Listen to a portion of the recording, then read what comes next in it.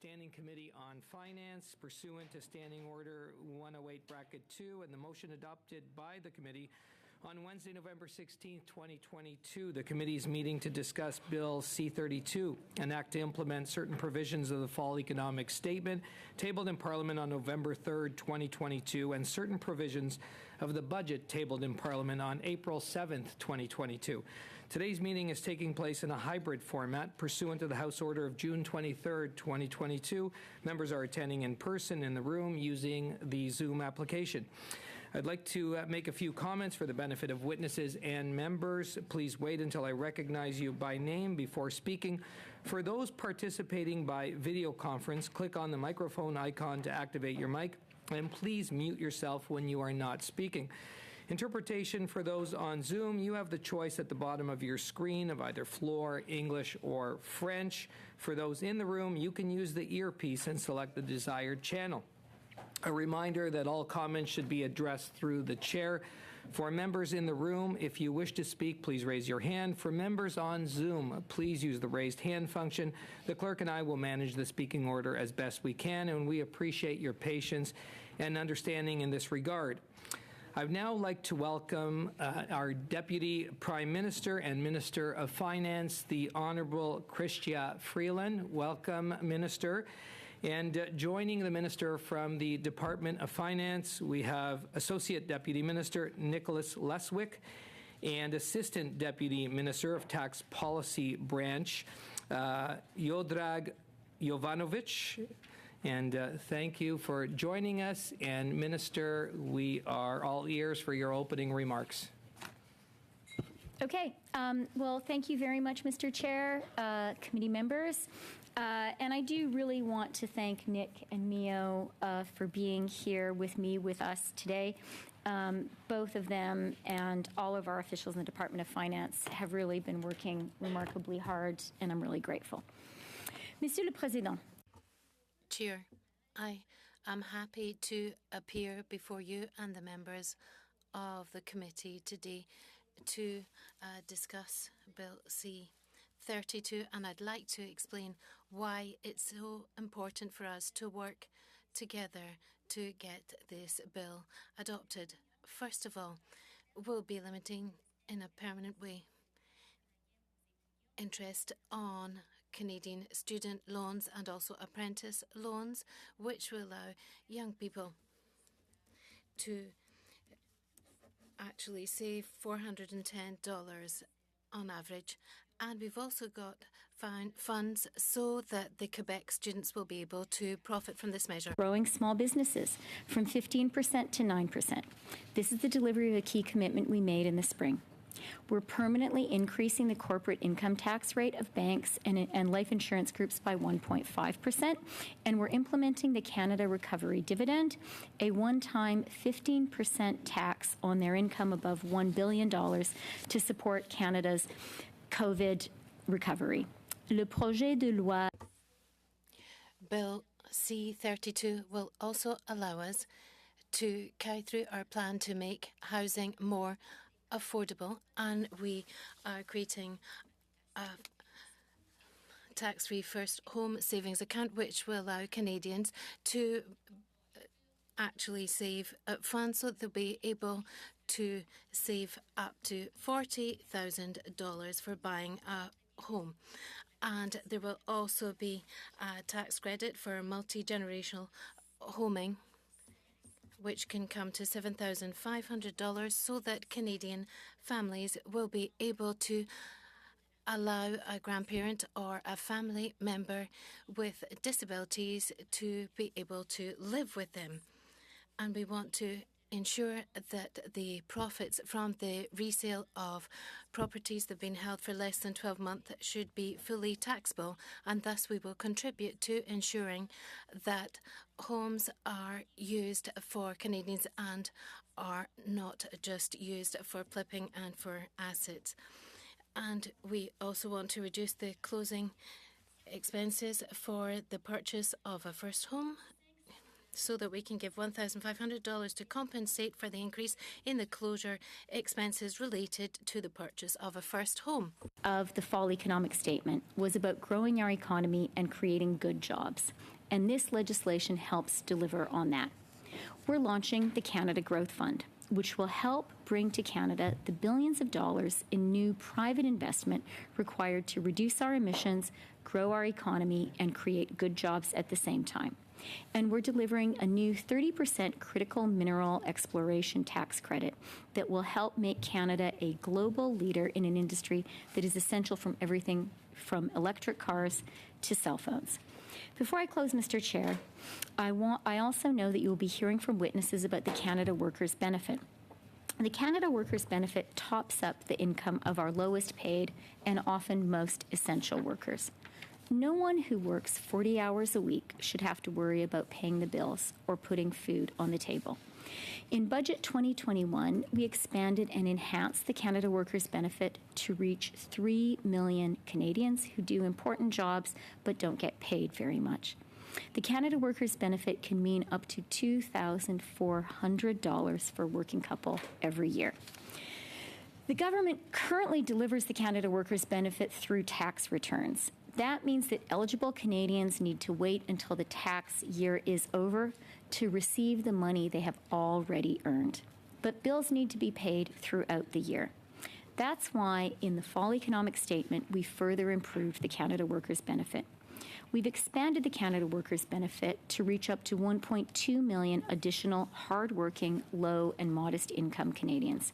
This was an intentional policy choice, and it means the CWB will top up the income of up to 4.2 million of the lowest paid Canadians. Going forward, eligible workers will receive advance payments of the Canada Workers' Benefit based on the income they made last year. Advance payments will be made in July, October, and January based on a worker's income in the previous year. Monsieur le Président. Chair, members of the committee, Canada has the lowest deficit and the lowest GDP to debt ratio amongst the G7 countries. A few hours after tabling the full economic statement, our credit rating at AAA was confirmed once again with the stable outlooks in October. 108,000 jobs have been created in Canada. That means another 513 Canadians are working compared to before COVID. So that means that our economy is at 103% compared to what it was at before the pandemic, and our economic growth since the beginning of the year is the strongest amongst the G7 country. Canadians are standing firm and the economy is resilient. That is why we can all have the certainty that we will push ahead as we have managed to push through the last 2.5 years. Thank you very much, and I would be happy to answer any of your questions. Thank you. Thank you, Minister, for your opening remarks. I know the members have many questions, and we're going to move into our first round of questions. Minister, in this round, members will have up to 6 minutes for each party. We're starting with the Conservatives. MP Hallen for 6 minutes, please. Thank you, Mr. Chair, and thank you to the ministers and the officials for being here. Minister, the state of the economy right now is very, very concerning to everybody. Your government caused the worst inflation we've seen in 40 years.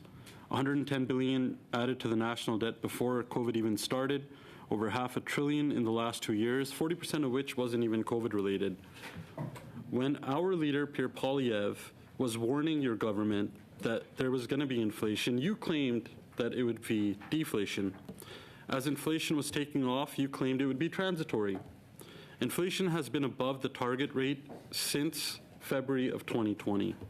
When you were telling your cabinet colleagues to find $1 of saving for every dollar spent, you went on and added $52.2 billion in new inflationary spending in the fall economic statement. You also said, how could you not afford to borrow because interest rates were so low? Then you failed to lock in those rates, and now we've seen the biggest interest rate hikes in history due to your inflation. The Governor of the Bank of Canada said at this committee that Liberal spending has driven up inflation and he will have to continue high interest rates. So why should Canadians trust anything your government will do is going to actually be fiscally responsible? Okay. Well, first of all, thank you, Mr. Hallam, for the question. Or I should say questions, because there were a lot of different points raised in that opening volley. And so let me make some different points in return. I'd like to start by pointing out that at a time when elevated inflation is a global phenomenon, our government is taking an approach which is balanced, I'd like to push back on that. You're claiming that it's a global problem. Excuse me. It was a long Minister, question. MP Howland. So, yeah, the question did go on for well over about a minute and a half. So allow the minister, please, to answer the question. And please, everything through the chair, both to the witnesses as well as to the MPs. Thank you. Thank you very much, Mr. Chair. So let me begin by pointing out that at a time when inflation is a global phenomenon, our government is taking a balanced approach, an approach which balances fiscal responsibility with compassion. Let me talk about the fiscal responsibility in our plan. Canada today has the lowest deficit in all of the G7. Canada has the lowest debt to GDP ratio in all of the G7. And just hours after I tabled our fall economic statement, Mr. Chair, I only have a limited amount of time. Point of order, Chair. Point of order. We did hear this in the opening statement. Point of order.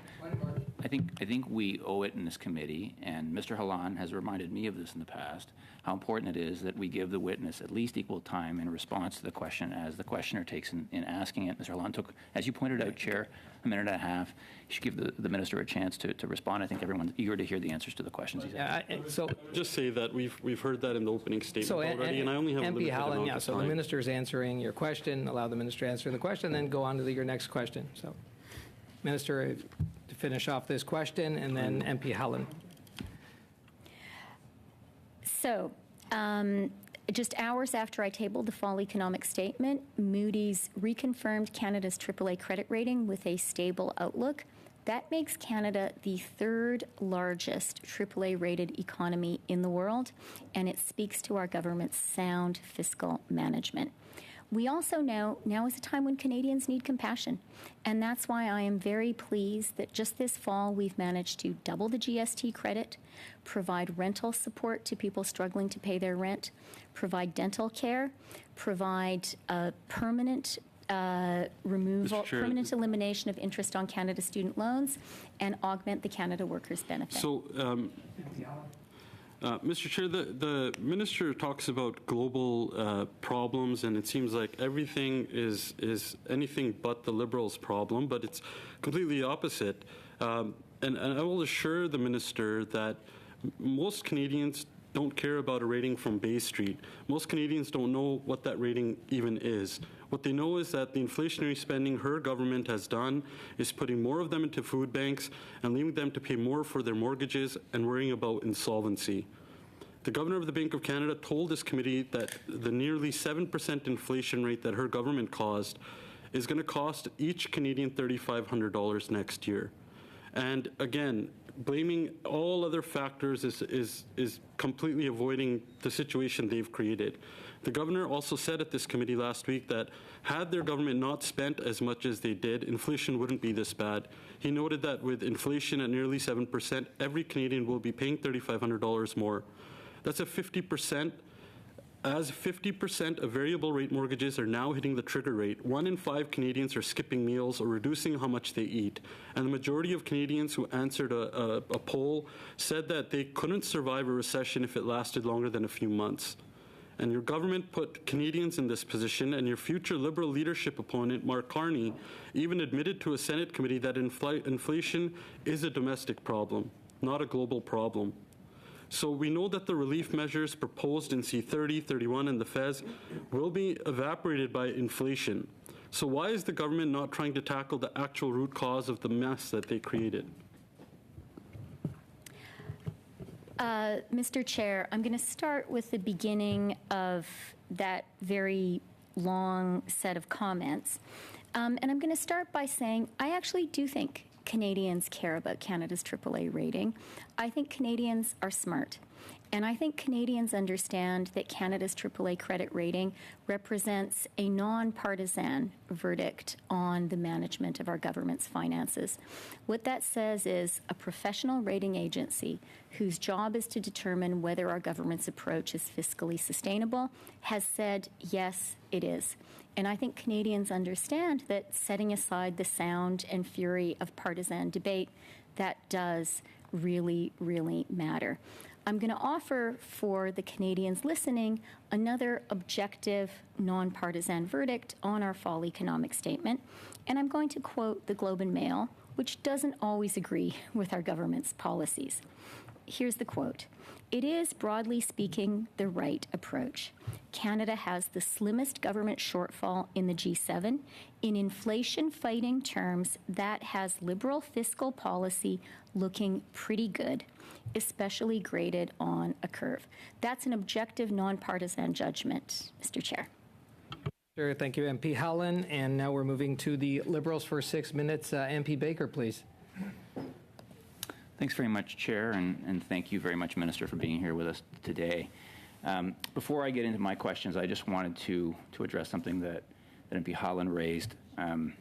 We know that inflation is global in nature, and we know that because we know that countries around the world are experiencing it. We know what those causes are. Countless credible, objective economists, experts, people who have studied this, have said that there are a number of causes, but two of the key ones are supply chain bottlenecks that resulted in post-COVID-19 lockdowns, and the war in Ukraine, which has particularly caused the price of food and the price of energy to go up around the world. These are global markets for food and energy, and therefore cost increases in one part of the world result in cost increases in other parts of the world. So we know what's causing inflation, we know it's global, and we also know that inflation in Canada is actually lower than most of our peer countries. And so we know that that Mr. Howland's assertion and the Conservative assertion that somehow inflation is homegrown is completely untenable and illogical and counter to the facts. So I wanted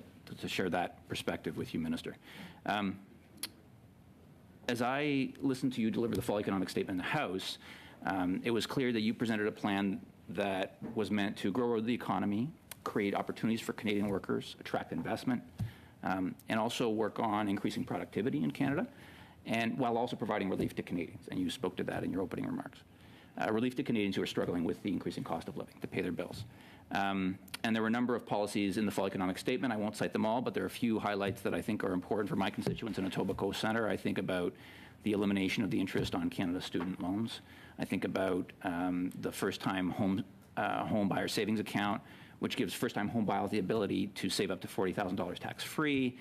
The introduction of the anti-flipping tax, which is of particular concern, or relief, I should say, the fact that you've introduced it to many in my community.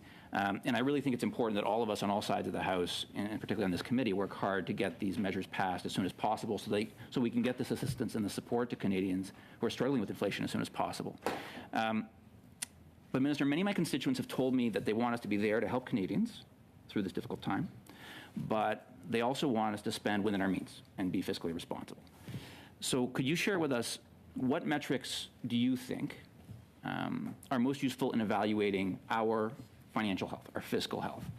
And how are we performing on those metrics in comparison with our past performance, but also in comparison with countries around the world? Thank you very much, Mr. Baker, for your comments and for your hard work on this committee, and also your hard work in support of Ukraine. When it comes to the metrics, I think the important ones are to look at Canada's debt to GDP ratio, particularly compared to our G7 peers, and there we have the lowest debt to GDP ratio. To look at Canada's deficit, again, in comparison with our GDP, with our G7 peers, we have the lowest deficit. I do think our AAA credit rating is really relevant. That's an objective marker. And look, I think all of us around this table understand that inflation is a real challenge for Canadians. This is a difficult time, particularly coming as it does after more than 2 years of really, really difficult fight against a pandemic. But we do Canadians a disservice when we fail to place the Canadian experience in a global context. Canadians deserve to know from us what's also happening in the rest of the world. So let me just read you the October inflation numbers from a few other countries with which we often compare ourselves. Now, the Canadian inflation rate in October was 6.9%, definitely too high. It was the fourth consecutive month in which inflation had been stable or fallen.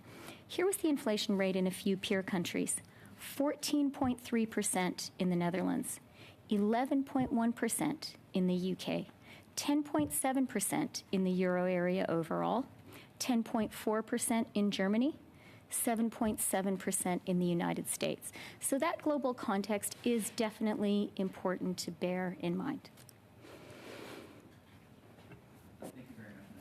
I think I have about a minute left, if I'm correct, Mr. Chair.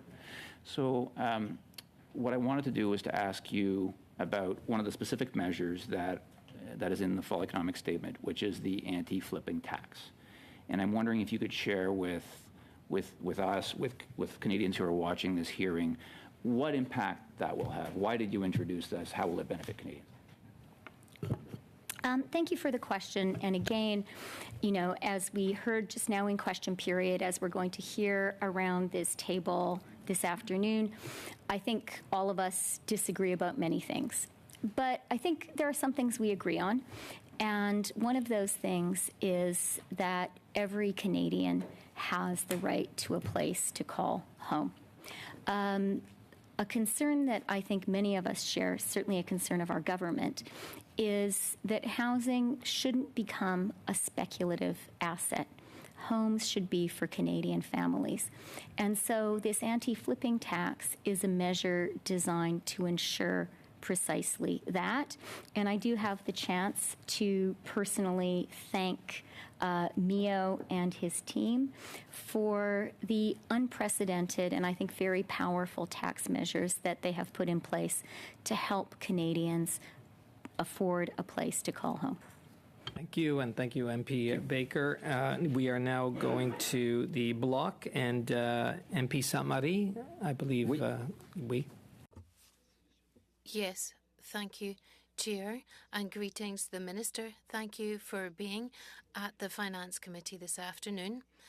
Last Wednesday at our meeting, we received the Bank of Canada Governor, Mr. Macklem, and one of the points that he raised was the question of competition between companies. He was worried about the fact that possibly the competitive mechanisms are not fully playing their role, given that companies in the inflationist crisis are able to pass all of the increase of the cost of their inputs into the sales prices or for their goods or services. So what is your government going to do to tackle this issue? Thank you very much for that question, Mr. Sainte-Marie. That is an important question that you've raised, and I'm going to give you two answers. First of all, your question underlines the importance of the fight against inflation. I think that everyone agrees that the inflation rate is too high today, so it's important for all of us to help in this fight against inflation.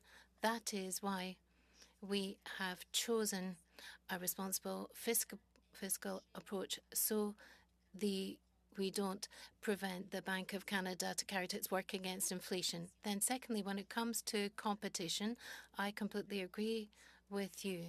For the smooth functioning of the market, there needs to be competition between businesses, and that's one of the reasons why our government has targeted issues such as the green transition and productivity as part of our economic policy. Well, in full respect, thank you very much for your response. I'm Gabrielle Sainte-Marie, not Saint-Denis. Oh, sorry about that. No problem. It's very good to increase productivity, of course, and promote the green transition. But if we look at the food distribution chains, they're able to pass on the bill to clients and consumers. And according to the governor from the Bank of Canada, the competitiveness mechanism is not working efficiently enough. And the signal that it's sending is that the prices are being passed onto the shoulders of the consumers.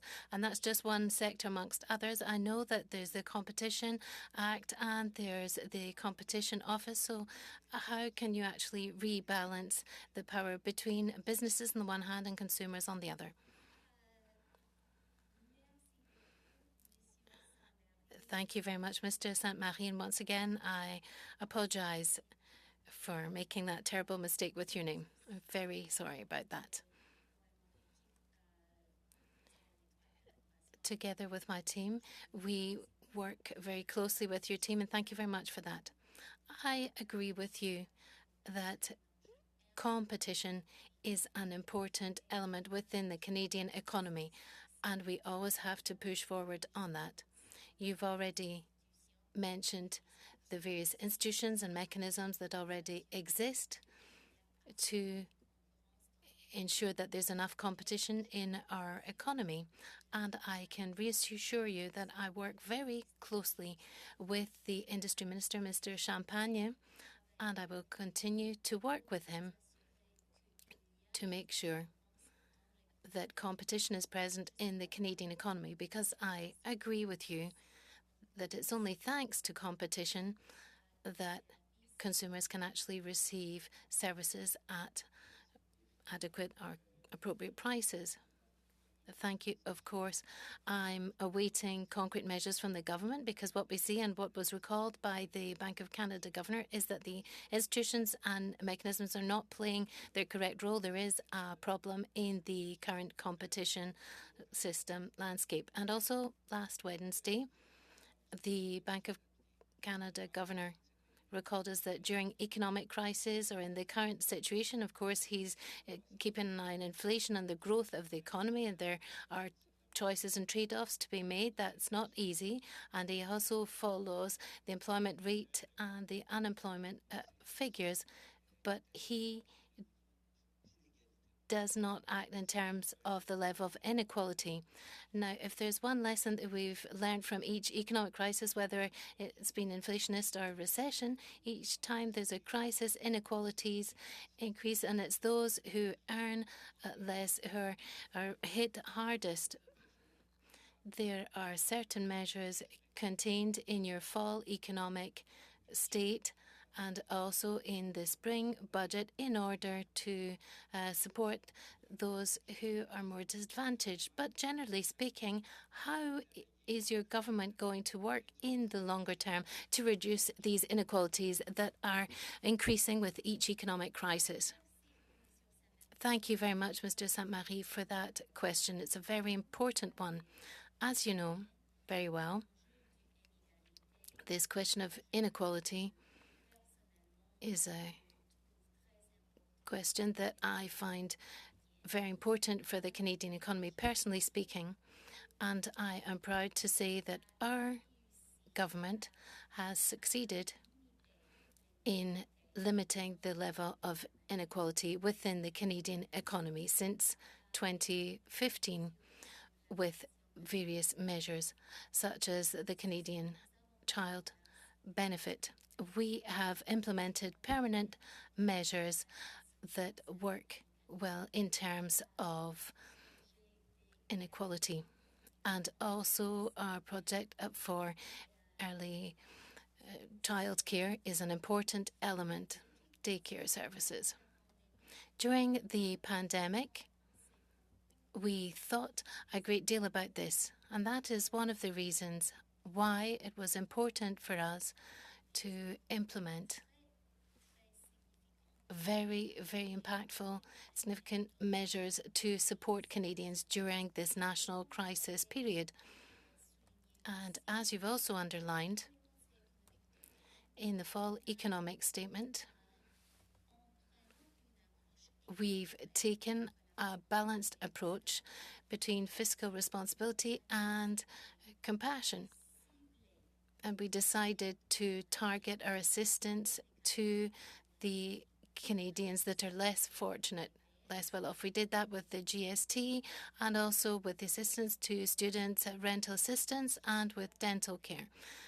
I agree with you that obviously there is still work to be done. We need to continue in this vein, but I think we're going in the right direction. Thank you very much to MP Sainte-Marie and the Minister. From the NDP, I have MP Blakey for 6 minutes, please. Thank you, Mr. Chair, and thank you, Minister, for appearing today before the committee.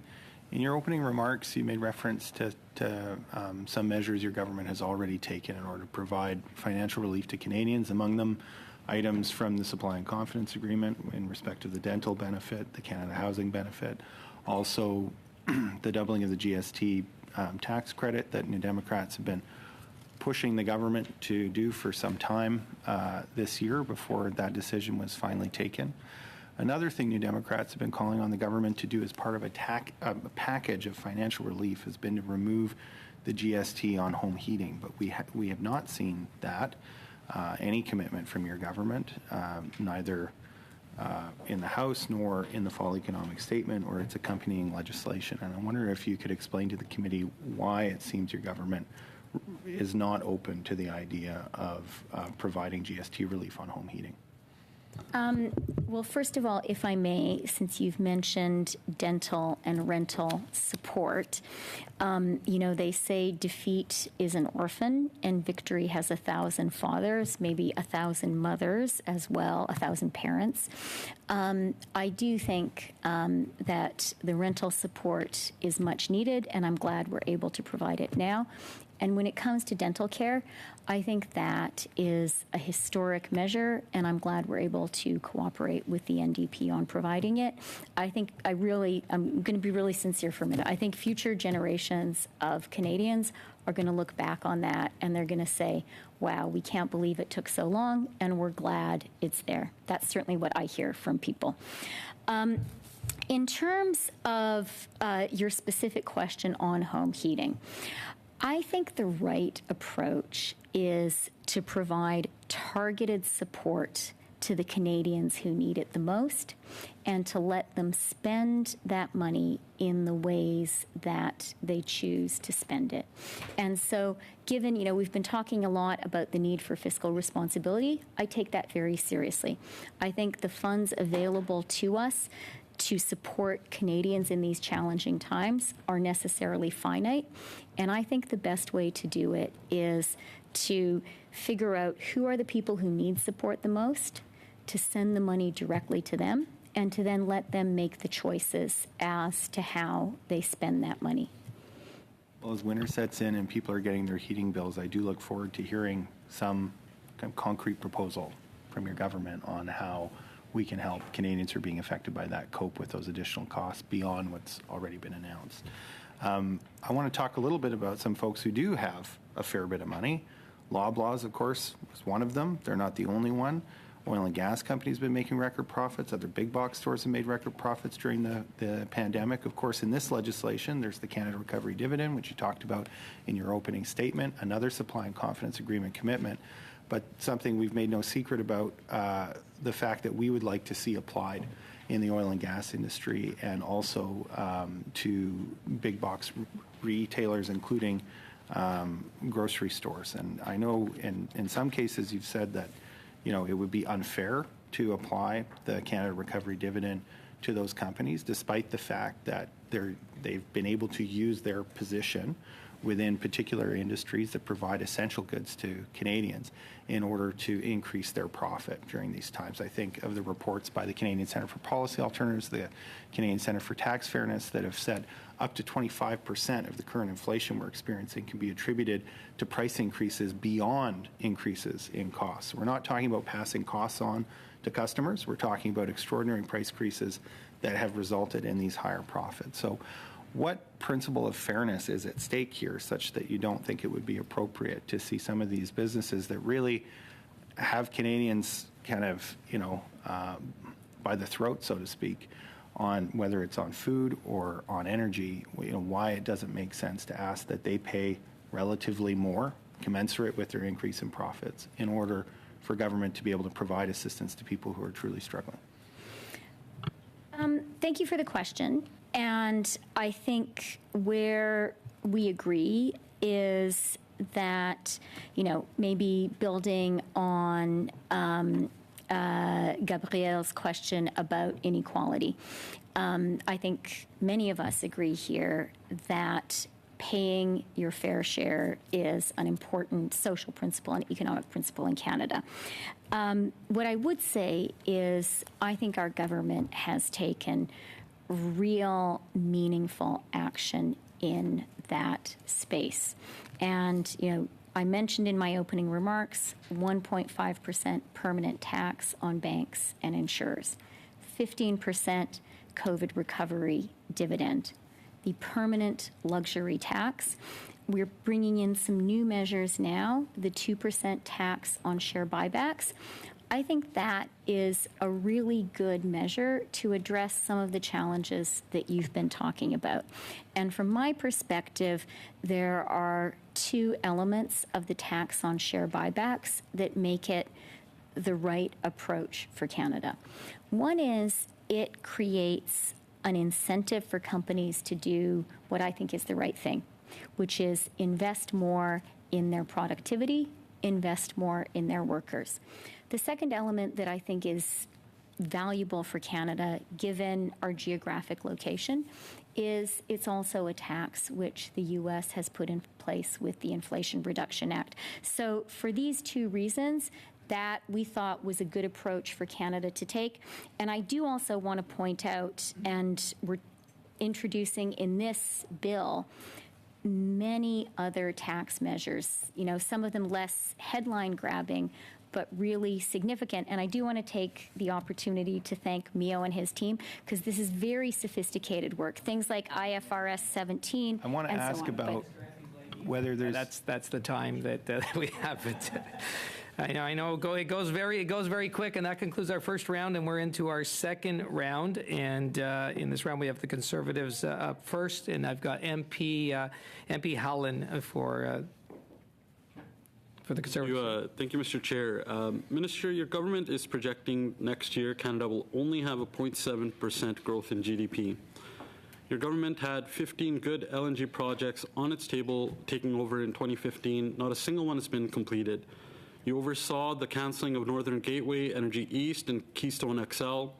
Your government brought in C-69, the No More Pipelines bill, and C-48, the tanker ban, that shut out Canada's potential to supply the world with Canada's responsible oil and gas at a time when there's energy poverty around the world, and it's caused home heating costs to almost double. In 2020 alone, 28,000 direct and 107,000 indirect jobs were lost in the energy sector, according to CAP. The carbon tax is killing the energy sector, who now is not able to invest more of their capital into clean technology and emissions reduction.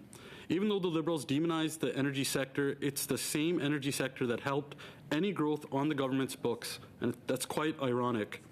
OECD also predicted Canada will be the worst performing advanced economy over 2020 to 2030. Would you agree that without the success of Canada's energy sector growth, the growth would be far lower than 0.7%? So, again, lots of points raised there, and I'm going to start with one assertion with which I really strongly and personally disagree, which is the notion that our government demonizes the energy sector. And I'm going to say something very personal. Mr. Howland, you represent an Alberta riding. Nick and I are both originally from Alberta. Nick's from outside Calgary. I'm from Edmonton. And I know personally that my education was built on the Alberta energy sector. All my sort of, high school, university, I benefited, as did so many Alberta kids, from support from the Alberta Heritage Trust Fund. And I remember that. And I'm very, very aware of the work, of the support that the Alberta energy sector provided to Canadians in Alberta and across the country. And I'm glad to have the chance to underscore that right now. Now, when it comes to Canada's growth and the role of the energy sector in Canadian growth, it is worth pointing out that Canada so far this year has the strongest growth in the G7. So I think it's really important for none of us to talk down the Canadian economy. I don't know how much time I have left. It was a long question. 2 minutes, 50 seconds. We still have time. Yeah. Okay, thank you.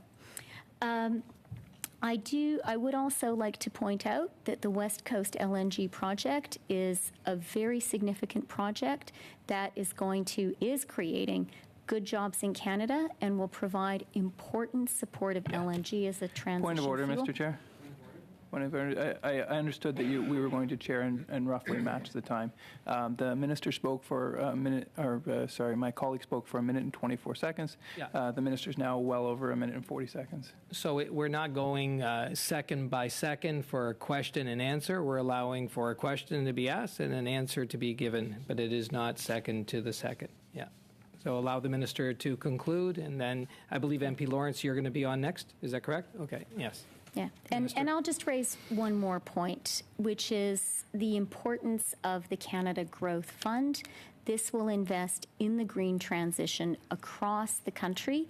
It will play a very important role in Alberta, including the role it will play in providing contracts for difference, which I have spoken to many leaders of Alberta's energy sector, and they have underscored to me how important that will be. MP Lawrence? Thank you. And I'll just thank you, Minister, for appearing today. We look forward to seeing you on a quarterly basis. The Globe and Mail also had another comment that would like to, from Adrian Coyne's piece. He said, what is the point of issuing forecasts that bear no resemblance to reality? I'll tell you the point. Deception. Budget after budget, we've seen failures of this government to hit its projections. So in the spirit of that comment and the question, will this government commit today, yes or no, to no further deficit spending other than what is predicted in the fall economic statement? Let me just say that the principal way in which the figures in the fall economic statement differed from the fiscal forecast we put forward in the budget in April was to show a better performance by Canada, to show higher revenues, lower spending, lower deficits, a lower debt to GDP ratio. I would not call that deception. I would characterize that as strong performance by Canadians, and the fact that our government's decision to invest in Canadians to support them during the COVID recession is working. Thank It's the time, and now we're moving to Mr. the Chair, Liberals. point of order there. Point of order. Everyone gets flexibility except for the Conservatives. No, actually, Donnie Blank, David Blakey was over by 40 seconds. MP Lawrence, I've been taking time throughout. That was actually 5 minutes and 40 seconds that we had. We went well over time, actually. So we're moving to the Liberals. MP Zerowitz for 5 minutes, please. On that point of order, I think Mr. Lawrence may be suggesting he would like to see the Easter Protocol resurrected. Is that? Yes. Okay, off to MP Zerowitz for 5 minutes, please. Thank you, Mr. Chair, and I want to say thanks to you, Minister, for being with us today to speak to Bill C-32. I appreciated that you spoke about immigration and the importance of immigrants to Canada's economy and our society. As you know, I've been a passionate advocate for immigrants and for more immigration, given that I truly believe that it's key to Canada's future economic growth and prosperity. In my riding of Davenport, immigration is also important, not least because 45% of my riding are first-generation immigrants, but also because many of the businesses in my riding are really having a hard time filling jobs and finding talent that will allow them to grow their businesses. Can you speak to what the federal government has done on immigration and how the fall economic statement, Bill C-32, continues to build on that work?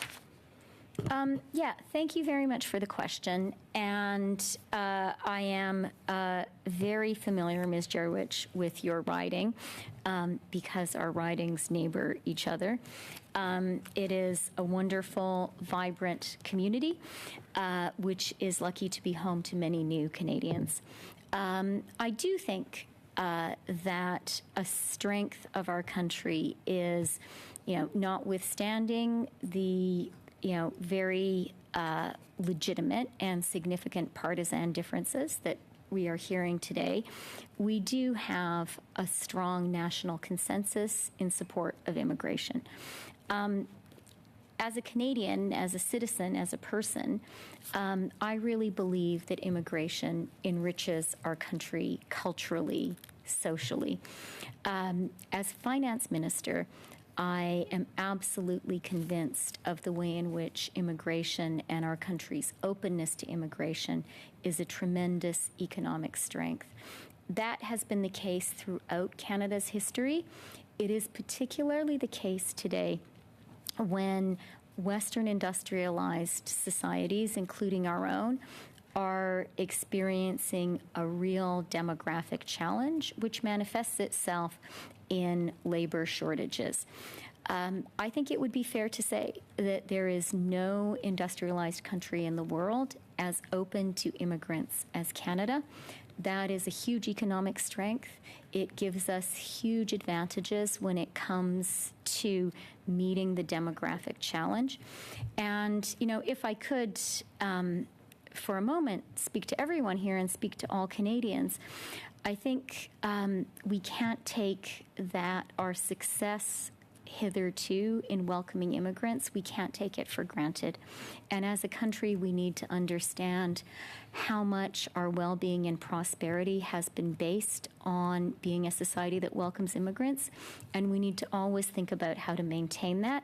Some of the housing measures in this bill are really important in that regard. We're a growing country. We need to build homes for new Canadians, and we need to be sure the Canadians already here have a place to live too.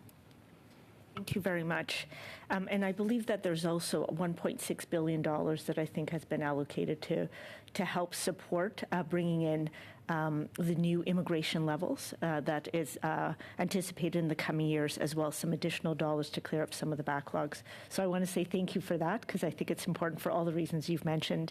I want to turn quickly to business investment. Despite our low corporate income taxes and educated workforce, Canada continues to see low business investment, and I find it particularly troubling. And you mentioned in the preface of the Fall Economic Statement that we're in a time of great transformation, comparable in scale only to the Industrial Revolution. So my question to you, Minister, what exists in the Fall Economic Statement that will attract business investment here in Canada, and why do you think it's necessary? Thanks again for the question. And that reference in the Fall Economic Statement carried on a theme which we made very forcefully in the budget. And this is that, look, Canada is amazing. I don't think there is a better country in the world. I know there's not a better country in the world, and I know there is no country better placed to navigate the challenges that the global economy is throwing at all of us. Having said that, we also need to be honest about where we can do better. And economically, the area where Canada can and must do better is productivity and business investment.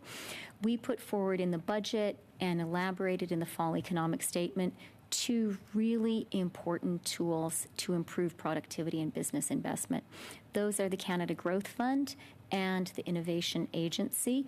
I am really excited that we've been able to move quickly at getting them in place. They are going to help make Canada prosperous and help us accomplish the green transition. Zarowitz, and now we'll go to the block, and MP Sainte-Marie for 2.5 minutes, please. Oui, merci, monsieur. Thank you, Mr. Fonseca.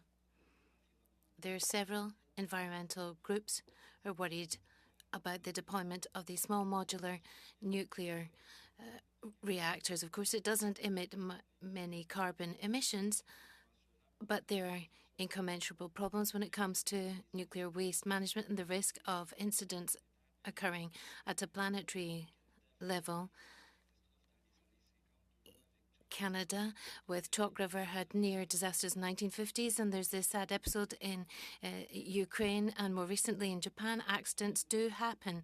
Now we've got a new technology which is being managed by private businesses moving around with trucks, and I'm basing myself on environmental groups' concerns. There are major risks, so why are you including these in this green economy strategy? Merci pour... Thank you for that question, which is a very fair and important one. Mr. Sainte-Marie, you and myself agree on many of the issues at stake, but when it comes to nuclear energy, perhaps we will not agree. I understand these concerns expressed by Canadians, but I am convinced that nuclear energy has to be part of our green transition. The demand and the need for energy is so high, so strong, that nuclear energy is and will be absolutely critical. And as Canadians, we are fortunate. We are world leaders when it comes to nuclear energy. The technology, we've got the technological capacity there. And also here in Canada, we've got the natural resources that allow us to have this nuclear energy industry. I know there are certain concerns. I think that we have to have measures in place and strong, strict regulations, strict inspections as well. But I think that if we really, really believe that the green transition is necessary, then nuclear has to be part of the energy mix for Canada.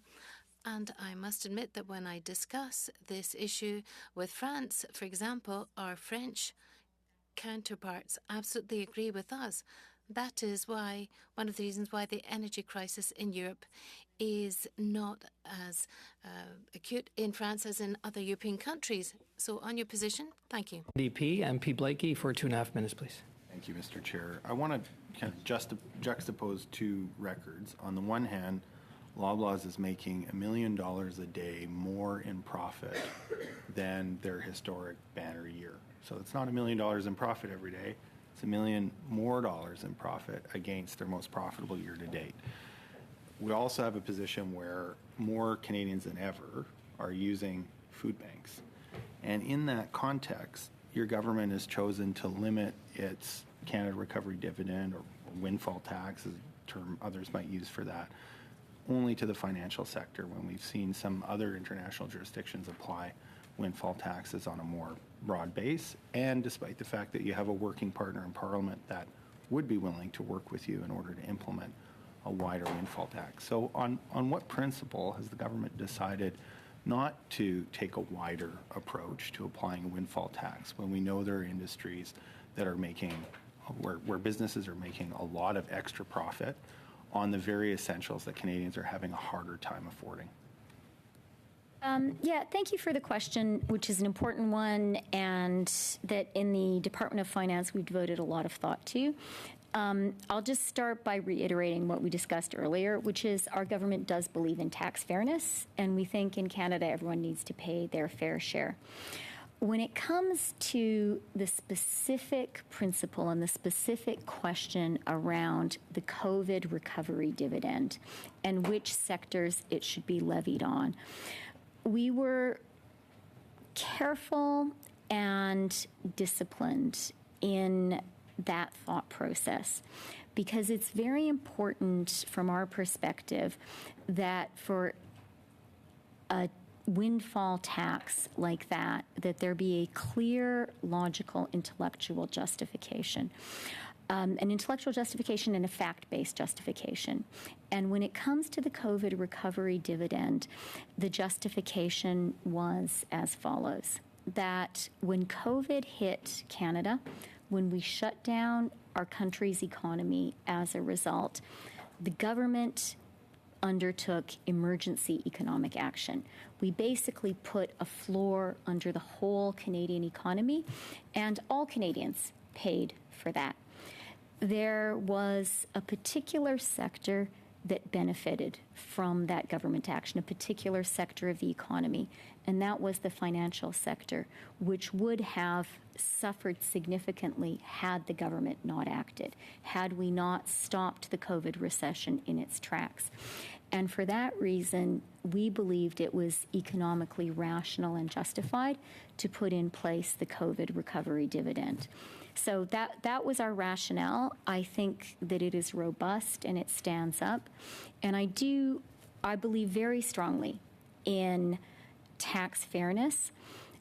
Part of tax fairness, from my perspective, is that we have to be really careful when it comes to tax policy to be sure there's a clear, sound justification for new taxes, particularly one-off taxes which are levied. And now to the Conservatives, MP Morantz, please, for 5 minutes. Thank you, Mr. Chair. Minister, in the fall economic statement, there was $14.2 billion in spending that was categorized as unannounced spending. So there were no specific details about what it was for. It's an awfully large sum of money to budget for. I'm wondering, you don't need to answer this question here, but I'm wondering if you could table with the committee a detailed breakdown of what that spending is for.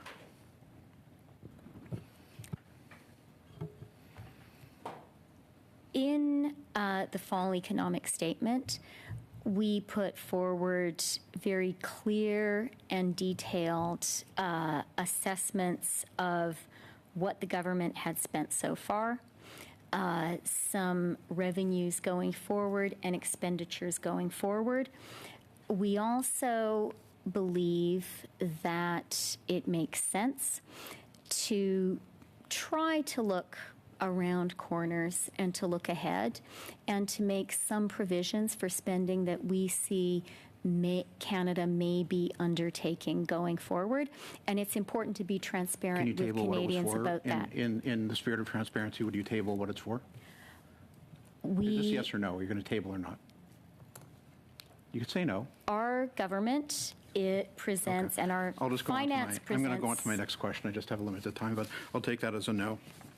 I think the chair has asked us, when interrupting each other, to do that through the chair. Please. Minister and MP Morantz, we just don't want crosstalk. Those that are viewing, those that are here in the room. It is very difficult to listen. So MP Morantz, if we don't cut each other off, please no crosstalk. Sure, it's not my intention to interrupt you, Minister. I'm very interested in what you have to say.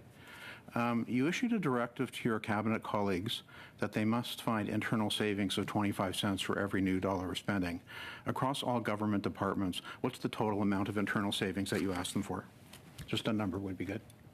I'm afraid that internal deliberations within the government and internal communication within the government is not something that I'm at liberty to discuss within this committee, and I'm not sure what directive Mr. Morantz is referring to.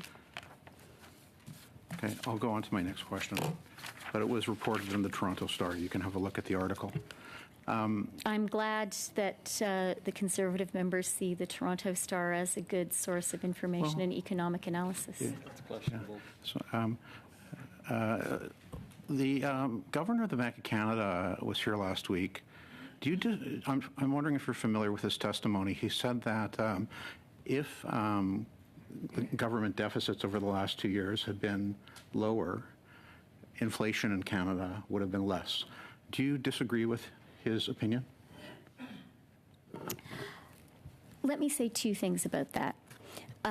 First of all, judged by any international standard, Canada's debt and deficit situation and our fiscal stewardship overall absolutely holds up, and any objective measure that anyone here can name demonstrates that. The second thing I will say is our government did undertake significant spending during the COVID recession, and that was the right thing to do. Most importantly, that spending has allowed a remarkable employment recovery in Canada.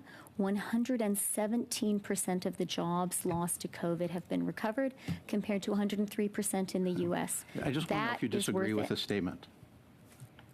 I've answered your question. Okay, so I'll take that as a no. You can take it any way you wish. Sure. Okay. Just out of curiosity, you're increasing the price of a beer by 6.3% of all things. Canadians, that's sacrilege in Canada. Canadians love their beer. Can't you at least do one thing? I realize, we've asked you to take off the carbon tax and all those paycheck taxes and all those things, but at least for a beer, can you give Canadians a break in this break? Tell us, you can make a big announcement right now. And then I'll finish my round with that.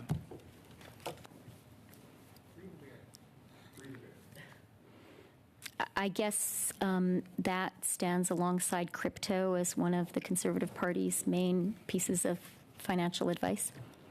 Thank you, Minister. MP Morantz. And now, actually, for our final questioner, and to conclude this round and this first hour with the Minister, we have MP MacDonald, please, for 5 minutes. Thank you, Chair, and certainly glad to have the Minister here with us today.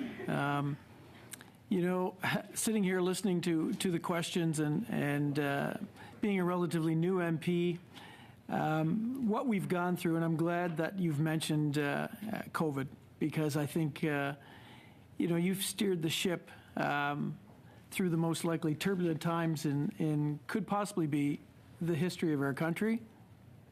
And I think you need, and your team need to be well respected for that. And we're not out of the woods yet. We understand that. But with everything that's going on around the world and our placement among different levels of economic value, it's been extremely good. But again, we need to continue. So I'm going to go really quickly to similar to many G7 partners, we're experiencing elevated levels of inflation due to unique combination of global factors, obviously. With the invasion of Ukraine, supply chain, and pent-up demand. While Canada has fared better in comparison to many countries regarding inflation, we must be cautious that our measures to support Canadians don't inadvertently make the inflation issue worse. And I think we've talked about targeted investments. The measure to cancel interest on student loans will deliver financial relief to students while avoiding large infusion of stimulus into the economy in a way that broad-based checks would produce, which we've seen in some provinces. Was the decision to take this measure of canceling debt on student loan and apprenticeship loans chosen in part due to its ability to provide relief of those who need it without running the risk of inflationary challenges? It absolutely was, Mr. MacDonald. And I actually want to start with where you began your question, which is talking about COVID, the COVID recession, and the extraordinary measures that our government and, in fact, all Canadians put in place. And one thing I think it is really important to underscore is, our measures have been economically successful. The jobs recovery is particularly strong in Canada, and every person who has a job today, that's so important for a family. But there was another thing that we did, which is we saved a lot of lives. Had Canada had the mortality levels of the United States, 70,000 additional Canadians would have died. That's the whole population of Fredericton. And, this is the Finance Committee. We're talking about dollars and cents, and that is important. But that's 70,000 people. That's neighbors, that's parents, that's grandparents. And when I think back to the really darkest days of the pandemic, we weren't perfect. Canada wasn't perfect, but we did a pretty good job, and our measures helped to save lives. And I think it's important for us all to remember that. Quickly on the student loans, really important. Data from the Department of Finance shows that among the people who are facing the biggest challenges right now with elevated inflation are students, are young people. And so permanently eliminating student loans, it provides relief to young Canadians today, but also, and people have said this to me directly, I'm the MP for University Rosedale, there are lots of students in my riding. People have said to me directly, knowing that that's permanent is a real relief. I think we owe it to young Canadians. I'm glad we're able to do it. Thank you, MP MacDonald, and we want to thank the minister. We want to thank your officials for appearing before us. Thank you for your testimony. Thank you for the many questions that you answered on this study. And members, right now we are going to, this concludes the portion of this meeting, this panel, and we are going to suspend so that we can switch over to our next witnesses. Thank you very much.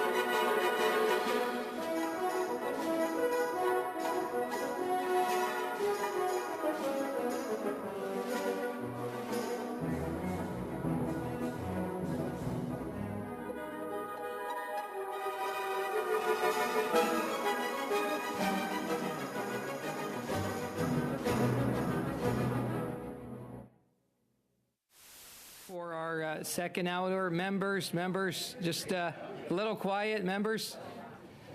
Yeah, we have our special guests, witnesses with us here today, and we have from the Office of the Parliamentary Budget Officer with us, Yves Giroux, Parliamentary Budget Officer, as well as the Director of Fiscal and Analysis. We have Christina Grinchpoon with us. And for your opening remarks, please, before we get to then the members' questions. Good afternoon, Mr. Chair and members of the committee. Thank you for the invitation to appear before you today. We're pleased to be here to discuss our analysis of Bill C-32, the Fall Economic Statement Implementation Act, which we published in our report entitled Fall Economic Statement Issues for Parliamentarians on November 15, 2022. Additionally, this morning, my office published 3 separate legislative costing notes: our analysis of the residential property flipping rule, the doubling of first-time homebuyers tax credit, and eliminating interest on federal student and apprentice loans. With me today, I have Christina Grinchpoon, who's Director of Fiscal Analysis. In accordance with the PBO's legislative mandate to provide impartial, independent analysis to help parliamentarians fulfill their constitutional role, which consists of holding government accountable, our report on the Fall Economic Statement highlights key issues to assist parliamentarians in their budgetary deliberations. In terms of funding and new budgetary measures, revisions to the private sector economic outlook and fiscal developments in the Fall Economic Statement provide a total of $81.2 billion in new fiscal room, which finances $52.2 billion in net new measures over 2022-23 to 2027-28. Of note is the government's $4 billion enhancement to the Canada Workers' Benefit, which will automatically provide advance payment to individuals that qualified for the benefit in the previous year. The substantial cost of this measure is largely due to the government's policy decision not to recoup these advance payments when recipients' incomes rise and they become ineligible for benefits or eligible for lower benefits. Not requiring repayment of federal benefits for ineligible individuals is a pronounced departure from the existing federal tax and transfer system. This expensive policy change was not mentioned in the fall statement. Je vais continuer en français. I will continue in French. Further, the government identified $14.2 billion in new measures without providing specific details on their spending. This spending represents 27% of all new measures of the $52.2 billion in the Fall Economic Statement. This lack of transparency presents challenges for parliamentarians and the public in scrutinizing the government spending plans. The timeliness of financial reporting also continues to present challenges. This year, the public accounts were tabled on October the 27th, 7 months after the close of the fiscal year. Canada continues to fall short of the standard for advanced practice in the International Monetary Fund's financial reporting guidelines, which recommends that governments publish their annual financial statements within 6 months. Parliamentarians may wish to request that the government publish the public accounts and the departmental results reports, which have not yet been published, within 6 months of the close of the fiscal year. Legislative amendments to that effect could be appropriate. Finally, the government highlighted that it exceeded its first spending review target of $3 billion by achieving savings of $3.8 billion from lower than anticipated spending on certain COVID-19 support measures in the previous fiscal year, namely 2021 to 2022. However, the source of the savings is inconsistent with the intention and the timing that was announced in Budget 2022. The fall economic statement provided no explanation for this discrepancy. This puts into question the credibility of the yet-to-be-launched Strategic Policy Review, which is supposed to generate savings of $6 billion by 2026-27 and $3 billion in annual savings from then on in. Christina and I will be pleased to respond to any questions you may have regarding our analysis of the fall economic statement or other related Parliamentary Budget Office work. Thank you very much, Mr. Giraud. And also Ms. Grushpun. Going to our first round of questions by members. We have the Conservatives, MP Chambers, for 6 minutes, please. Merci, Mr. Chair. Thank you very much to our witnesses. It's a pleasure to have you back at committee. Just wanted to pick up on, a couple of larger themes that we've heard your office talk about in some of its analysis recently. The fact that inflation is significantly driving government revenues. And you mentioned capacity that was created and then some spending associated with that. Could you just highlight, of this year, how much of the new revenues do you estimate are driven by inflation? We performed that analysis when we saw that the revenues were coming in at a much higher level than we anticipated. And we estimate that about half of the increase in revenues is due to higher than expected inflation. The other half is what we call a higher tax yield. So it's stronger economic growth, better remittances. So half is due to inflation. Okay, and so half of the unexpected increases are due to inflation, which is basically a way of suggesting that Canadians are paying more HST. Some people refer to inflation as a silent tax, if you will. What is the government doing with the windfall? Well, we found that the government is spending a significant portion of it. In my opening remarks, I alluded to the fact that there's a fiscal room that's been generated of about $81 billion, and the government has spent about $52.2 billion of this on a net basis. So when I say on a net basis, it means that taking into consideration the additional revenues generated by the new tax measures that the government has introduced, that still leaves $52 billion of that $81 billion in fiscal room that's eaten by government measures. So on a gross basis, I don't have the numbers off the top of my head, but that's once we've netted out the increased revenues that the government has introduced. I just want to, on that point, because I think it's worth highlighting for the committee, when we use the term net basis, in times of inflation, it's actually the gross amount of government spending that people should be focused on. The net measurement is good for when we're thinking about, say, the deficit or debt levels. But if we're worried about government spending driving inflation, ought we not look at the total gross spending increases that the government is making? Is that a fair assessment? That's a fair assessment. On that measure, the government is spending about 30% more this year than it did pre-COVID. So forget the unexpected COVID expenditures. And you've mentioned $52 billion net. The number's much higher. The government is classifying this spending plan as fiscal restraint. And in this spending, there is no additional spending for pharmacare, for new health transfers to provinces. And so I guess the question is, one, would you characterize a 30% increase in spending as kind of restrained spending growth? Or two, have you have you done any analysis on additional spending pressures and what that might do to the spending on a go-forward basis?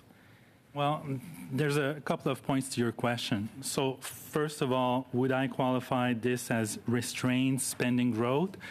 The answer is unsurprisingly no. When the government has $81 billion in fiscal room and spends $52 billion of that, even after taking into account new tax measures, it's not called keeping one's powder dry. So that's one way of saying it, and I've said that before, so it's nothing new. We have not looked at what all the other pressures would mean on the fiscal bottom line for the government, because there are many ways the government could decide to address these pressures. For example, there's a commitment of NATO countries to spend at least 2% of their GDP on national defense. We published an analysis several months ago indicating what this would mean in terms of dollars, but it doesn't mean that the government has to do it or that the government will move there quickly. It could choose to move at a different pace. There's also pressure on the part of premiers to get additional funding for healthcare. Again, it's a pressure. The government has many ways to address this. It could choose to ignore these pressures. It could choose to provide all the funding that premiers want or anywhere in between. So all that to say, we have not done an analysis of what these would mean. Thank you. Quick yes, no. Have you ever seen a government restrain its spending growth to 1% to 2%, which is what the government now says it will restrain its spending growth to in the future years? Over several years, no. Thank you. Thank you, MP Chambers. And now to the Liberals, MP Chattel, please, for 6 minutes. Merci. Thank you very much, Chair. And thank you, Mr. Giroux, for being with us. It's clear that for several Canadians, we're in a difficult period due to global inflation. And within my communities, I certainly have people who are living from one paycheck to another, and it's becoming increasingly difficult. But there is a good glimmer of hope on the horizon. I'd like you to talk about that with us, because in your economic outlook, there's even more hope compared to our economic statement, because you've indicated that there will be a lowering of inflation down to 1.9% in 2023. So that's a radical drop and a return to a more stable inflation rate. Could you please talk to us about that? Yes, of course. So we published our economic and budgetary outlook at the end of the month of October. And in that document, we assumed that the Bank of Canada and the central banks throughout the world will not restrain monetary policy beyond what is strictly necessary. And at the end of October, we estimated that the required rate to get inflation under control, the Bank of Canada rate, should be around 4%.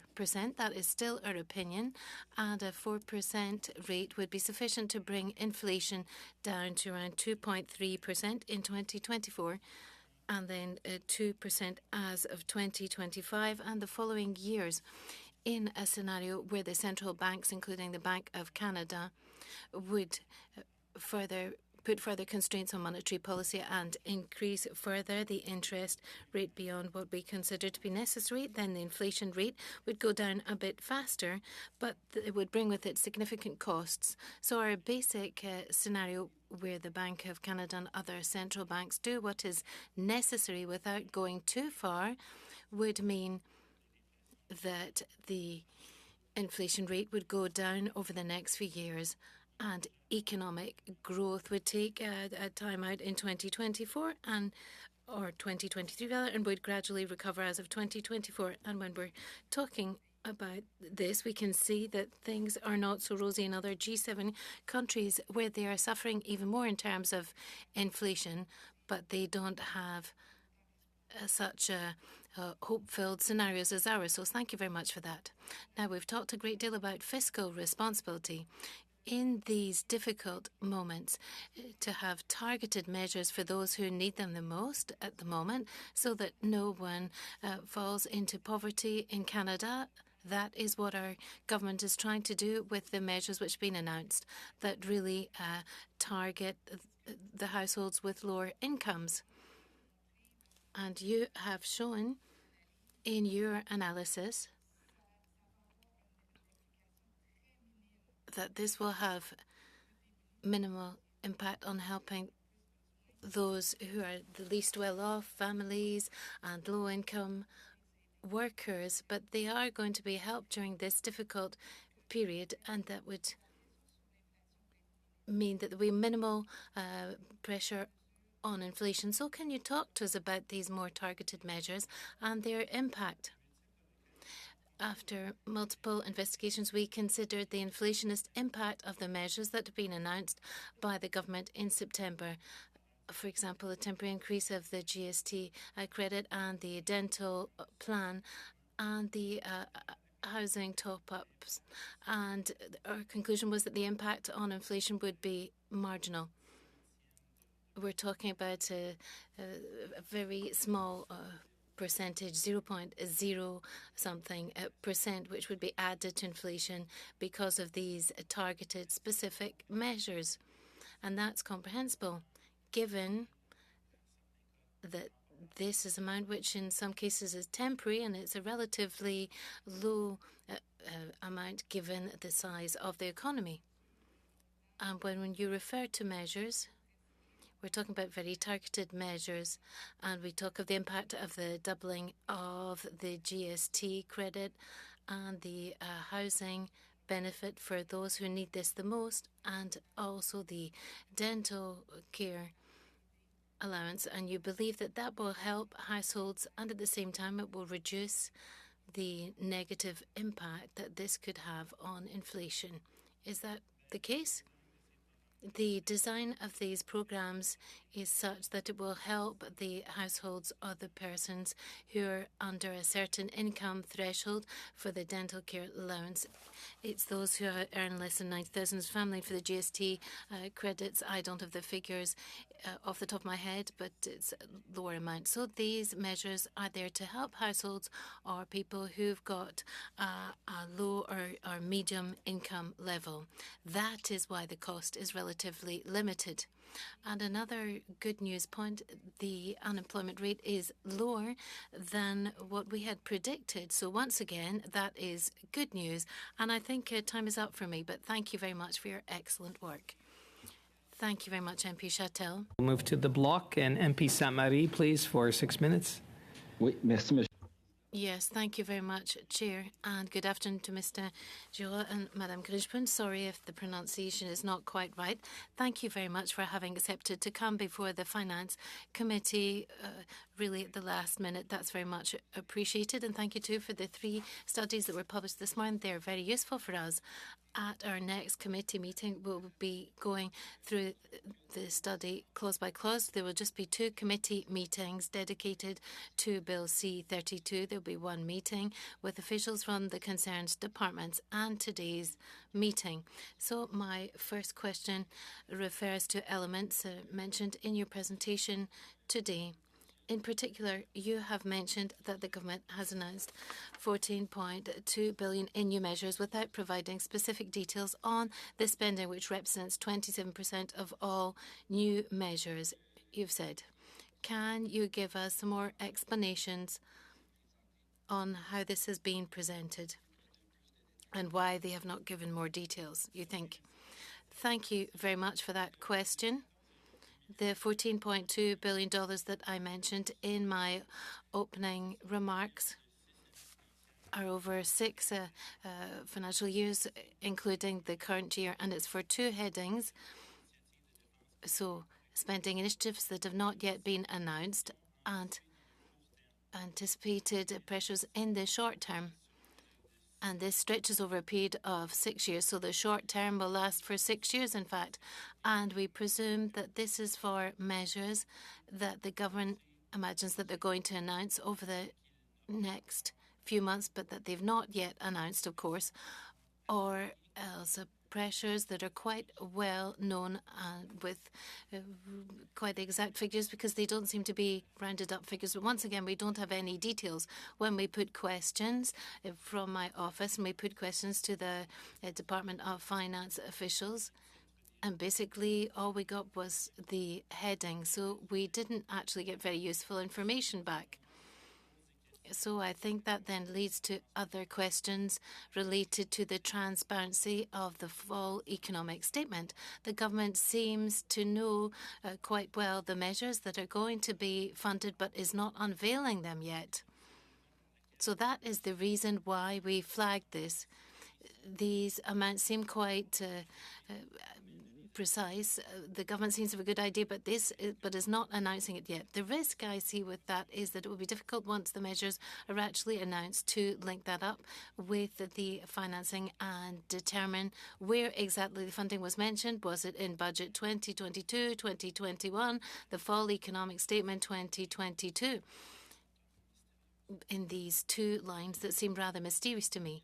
Thank you very much for these explanations. We'll try and shed light on that. I see that the Parliamentary Secretary, Mr. Beach, is with us in the committee. So I'd just like to mention to him that we will certainly be putting questions to the government on that subject. It's not acceptable that we're not being given more details on this. And turning once again to your opening speech, the last part, in fact, of what you said was something that really struck me too. It says the government highlighted that it exceeded its first spending review target of $3 billion. But in fact, the fall economic statement does not give any explanations about the source and the timing. So can you give us more explanations on that, please? Yes, of course. So in the budget 2022, the government committed to doing two different types of spending reviews.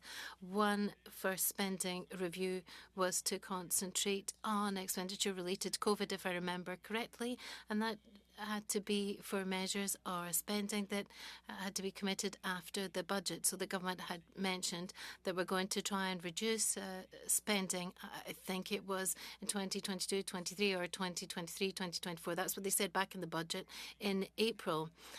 And if we then look to the November update, the government is crying victory because they've reduced its spending for the year that had already come to an end when the April budget was tabled. So the government is giving itself credit for things that actually happened in the past and things that should already have been pretty well known when the April budget was actually tabled. So basically, you're giving yourself credit for something that happened in the past to avoid having to carry out a rigorous review of spending as the government had committed itself to do back in April. But I think that the rigor, or perhaps the fact that there's going to be a strategic policy review on spending in the future, and it should lead to $6 billion per year and $3 billion per year afterwards on a recurring basis. Well, it's a bit difficult to track the reasoning behind this that has been purported to cry victory after this initial spending review. Thank you, and I agree with you when you have said that calls into question the credibility of this exhaustive review, the strategic policy review. So we'll certainly bear that in mind. Absolutely. And then on the IMF standards for the financial reporting guidelines within 6 months, and that's not what's happened with these reports. Is that a new practice, these IMF guidelines? Is it the first time that Canada is derogating from this? And in other countries, is it current practice to not follow these guidelines? Or is Canada the only one that's not performing well here? These are not new measures, nor are they, in fact, new recommendations from the IMF. These are part of the best practices when it comes to reporting or accountability. I haven't carried out an exhaustive review of what happens in other G7 or G20 countries or within other OECD countries. I don't think Canada is the worst performer, but I don't think we're the best either when it comes to the time between the end of the closure of the fiscal year and these reports. I know that most or many of the provinces are able to do a better job than the federal government on this. And I've heard certain officials saying that the federal government makes many more pages public compared to provinces. That is true, but the federal government also has lots more officials to carry out the same task compared to provinces. So I think that the federal government could do much better when it comes to financial reporting, and that would mean that for you as parliamentarians, you could do a better job, and you'd be able to know the deficit or the surplus from the previous year when the year is really well underway for you. And it's the same thing when it comes to departmental results reports. You don't have that information yet. And it's soon going to be December. You still don't have that. I don't know more than you, but we don't know about the performance of the departments and agencies, even although the year is basically coming to an end. Merci, MP Samari. To the NDP, MP Blakey, please, for 6 minutes.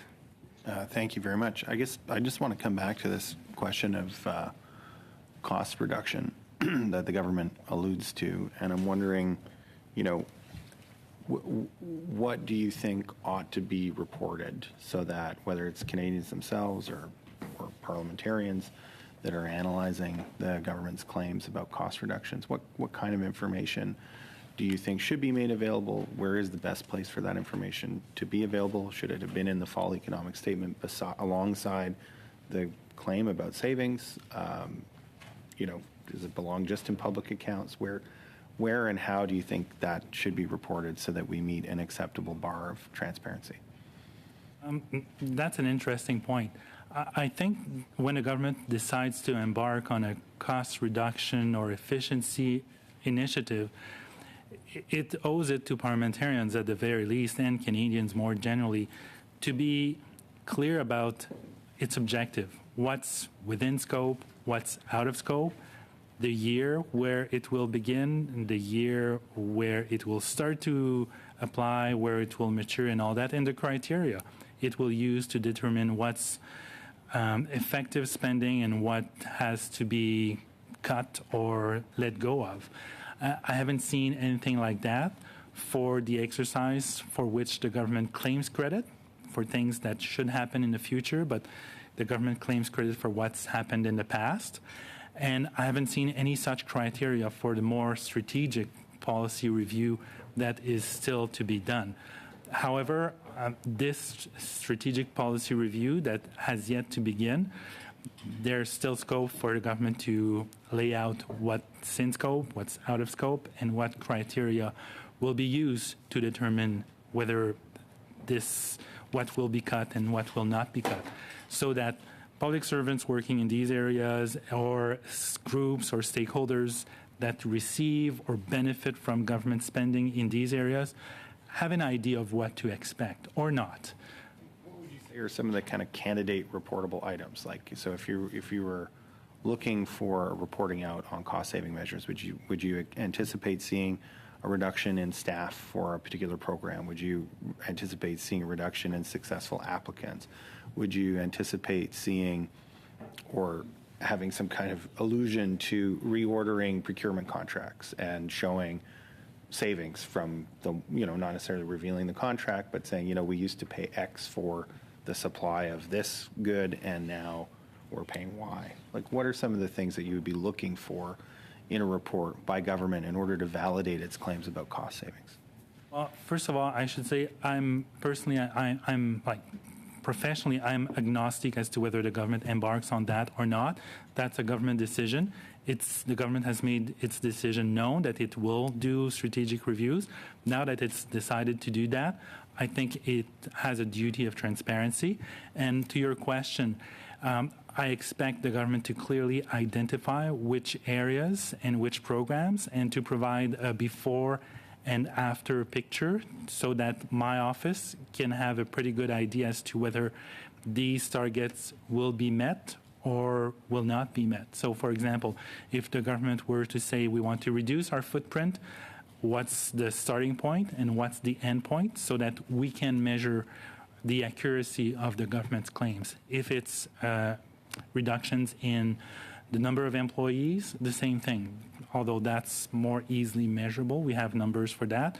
If it's grants and contributions in specific areas, the same thing. What was the numbers before? What were the numbers before?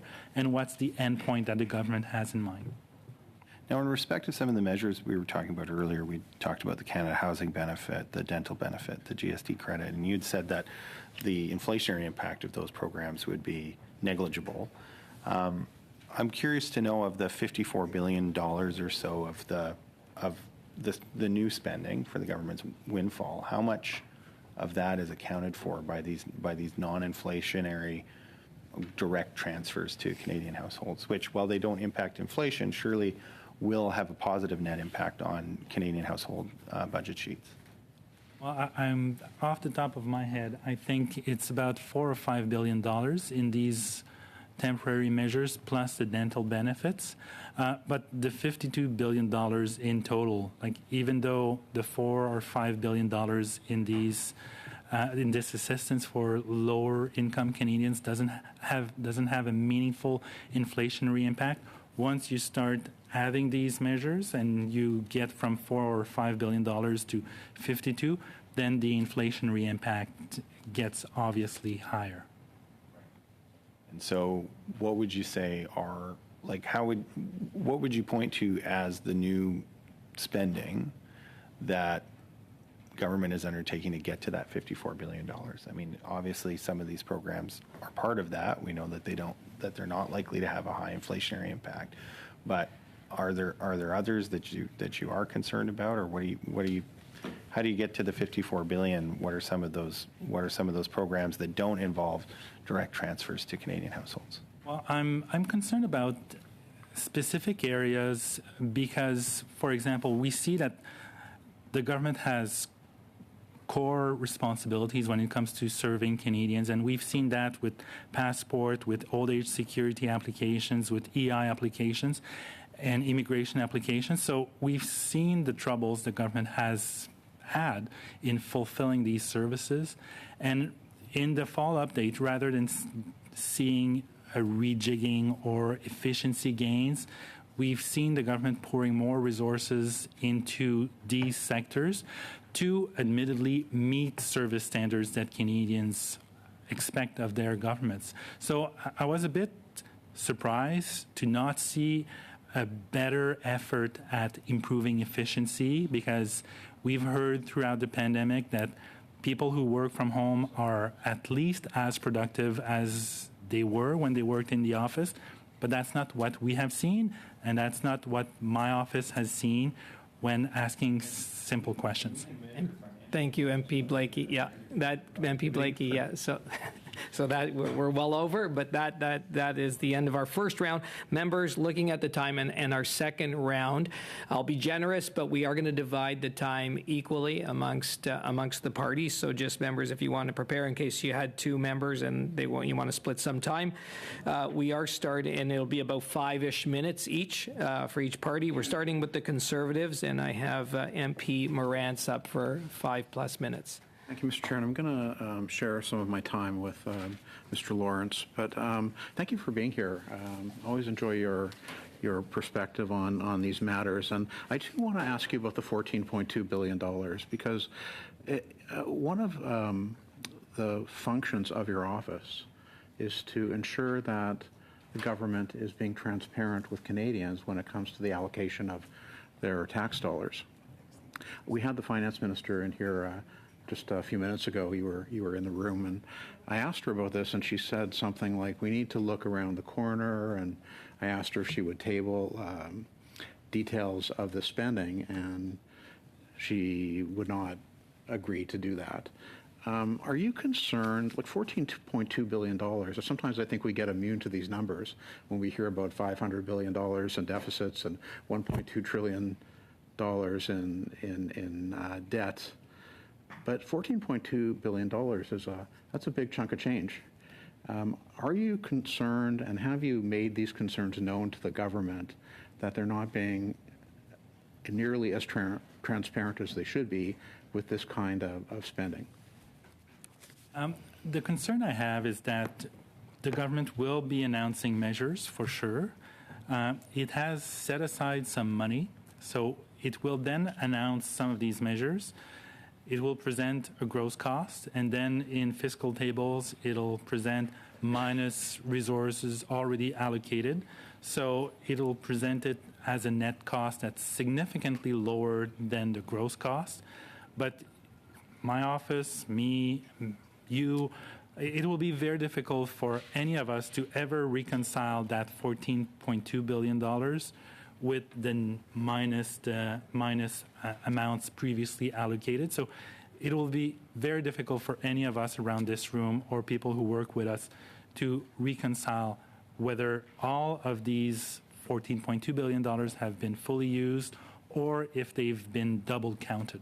That's a concern I have, and I've made that known to finance officials several times. Like my opinions on that are no secret. Thank you very much. I appreciate that response. Now, we had the back governor in here a few days ago, and I had a chance to ask him some questions. And one of the questions I asked him was, if deficit spending had been lower over the last 2 years, would inflation have been less? And the reason I asked him, because the government's position has been all along, well, inflation is a global issue, and we see inflation in many countries, although some is a little bit higher, some is a little bit less. But what I wanted to ask the governor was just to parse out this particular factor. Is government spending a factor in inflation? Would inflation be less if government spending was less? Would inflation be more if government spending was higher? And he did acknowledge that lower government spending would have had a positive impact. In other words, made the inflation rate a little bit lower. Now, I know in your mandate, your mandate isn't just to do financial analysis, but also economic analysis. So I'm wondering if you agree with the governor's response to my questions in that meeting. It's clear that had the government spending been lower or deficits been lower, inflation would be lower. I don't think inflation would be 2% in the absence of a government deficit, but it's without any doubt inflation would have been lower. By how much? That's the big question, and I don't have the answer to that. Fair enough. I'll cede my time to Mr. Lawrence. About a minute, I think. Thank you very much. Just a quick question on the inflationary impact of the carbon tax.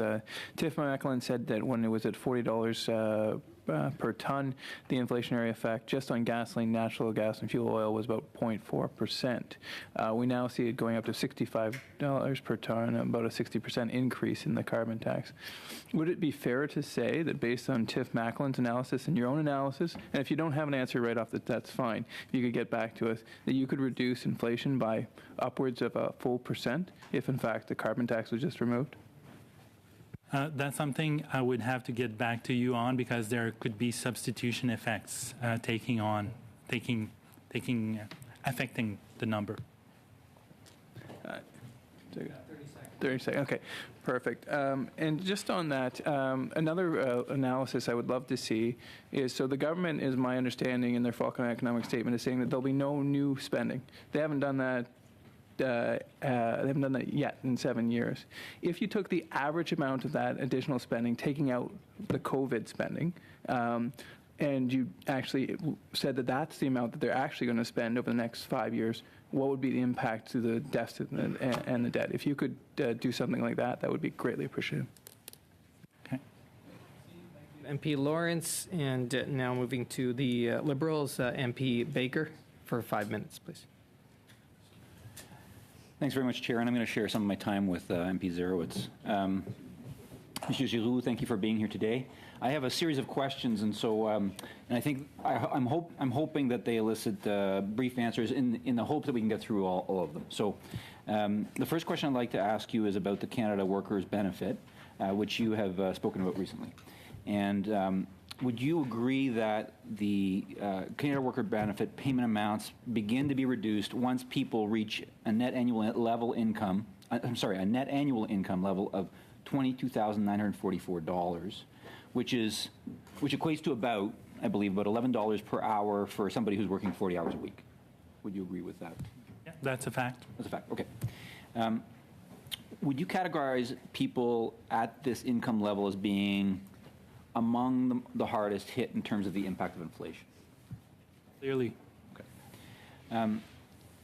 So by extension, the population served by the Canada Workers Benefit and those who may receive what has been referred to as overpayments is having a particularly hard time, that those folks are having a particularly hard time with the increasing cost of living. Would you agree with that? I have no doubt that they have a hard time. Now, one of the things that I've discovered, and I don't know if you've done research on this or if you're aware of this or agree with this, frankly, but there are statistics that show that low-income Canadians, often will emerge from, the technical poverty line only to move back below that poverty line the following year in a very short period of time. I mean, do you agree with that? Have you seen data to back that up? What's your thought on that? It's quite possible. I haven't done extensive analysis as to the movements in and out of poverty. Understood. Okay. In 2019, there was a study from the IRPP that showed that for vulnerable groups, the risk of poverty spiked upwards during years of high unemployment. According to the report, I'm just quoting from it, this highlights the importance of having a growing full employment economy as the first line of defense against poverty, close quote. So given we have a possible economic slowdown looming for all the reasons we know, do you think that supporting vulnerable populations in this context is a reasonable public policy objective? That's a public policy choice that is certainly very valid. And I see where you're going with your questions, and I totally understand that. My concern is not necessarily with the fact that the government has made that policy decision in and of itself. It's that it wasn't clearly stated as such in the fall economic statement. It was presented as the cost of advance payments, period, not of foregoing the advance payments for those who would otherwise not have benefited. And given the complexity of Canadian society and the tax system, I am convinced that there will be cases of individuals going from $20,000 a year in income to $100,000 in the following year who will have collected the Canada Workers Benefit. And that is probably the main element of my concerns, like the two main elements. But I understand your questions. Thank you. I pass the rest of my time to Mr. Zarowitz. Thank you so much, Mr. Chair, and thank you for being here, Mr. Géraud, and thanks to Ms. Greenspoon as well. I want to say Greenspan, but it's not that. Anyways, welcome to both of you. I'm curious about the conversation that's been had around accountability and transparency. I really think it's very important and very much value the job that you do. In Annex 1 of the Fall Economic Statement, it does include several transparency instruments. And I think one of them that I was looking at was the disclosure of off-cycle spending. Now, my understanding is that this is something that has not been done by previous government before. Is that correct? And do you think this is a positive transparency instrument? I'm not aware. My memory doesn't serve me well because I don't remember that well, like 7 or 8 years ago. I'm not sure it had been done in the past, but it is indeed a very good instrument in outlining all the initiatives where government spending has gone in what we call the off-cycle period. That's it, after the budget and before a fall economic statement. Thank you.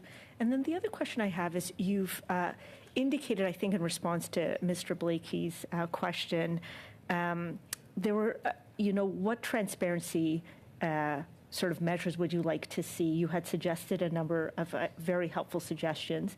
Has any of the suggestions you've made, have they ever been done in the past, or is this sort of moving forward? So do you know, to your knowledge, has any of it happened in the past, or are these suggestions in terms of moving forward? It's difficult for me to answer because in previous government reviews, I was on the other side, so I was seeing everything. So it's difficult to determine what was public and what was not public, but I remember, so I'd be hard-pressed to say what was done in the past because I was on the on the side, the dark side, so to speak, where I was advising ministers as to what to cut and what not to cut. So my memory could play tricks on me as to what was publicly known and what wasn't. Okay, thank you. And now we'll hear from the bloc. MP Sainte-Marie, please. Oui, Thank you. So welcome to come over from the dark side to the bright side. You're now with us. I have some questions on the studies, the notes that you brought out this morning. First of all, eliminating interest on federal student loans. Has your research team evaluated the fact that this type of measure could increase the number of students, saying if we freeze, for example, the interest on student loans, then access to studies is more affordable, and could that incite more students to study? Have you evaluated that aspect? And if you have, was that a sufficient measure to incentivize people to pursue studies? We didn't include a behavioral element for this. We didn't estimate, perhaps we were mistaken, but we didn't estimate that that's something that would be sufficiently significant, and particularly because it's at the end of the studies and, in fact, at least 6 months after the end of people's studies. So we didn't think there would be a significant behavioral effect. Thank you. So from your point of view, it's more of a measure to help those who've newly graduated to buy a home or deal with inflation, for example. And can you confirm that Quebec will be fully compensated pro rata in terms of the number of students in Quebec at colleges and universities to be able to benefit from that measure? I cannot confirm that. I believe that the government will be able to confirm that to you, but I don't want to make that commitment myself. But it is my understanding that the Government of Quebec is going to be compensated, as is always the case when it comes to these student financial assistance measures, but the government is the only entity that can confirm that for you. Thank you very much. Turning now to another one of your studies that was published today, the residential property flipping rule. There you are measuring the behavioural response, and the aim of this policy is to change people's behaviour and to encourage people not to flip properties just to make a quick buck. So how did your team evaluate this behavioural response? It seems to me that you're thinking, right, we'll just take half. Is that the approach you took, or was your thinking supported by other particular elements?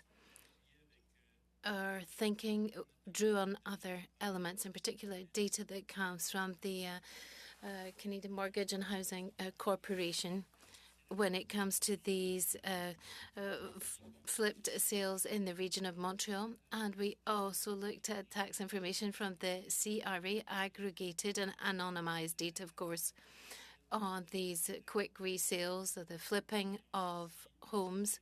And we also used data from Statistics Canada about the number of cases that could possibly be exempted.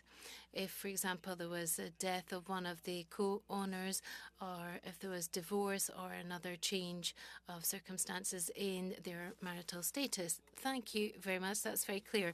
Turning now to the third one, doubling a first-time home buyer's tax credit. Here, once again, it doesn't seem that you've looked at the behavioural side of things.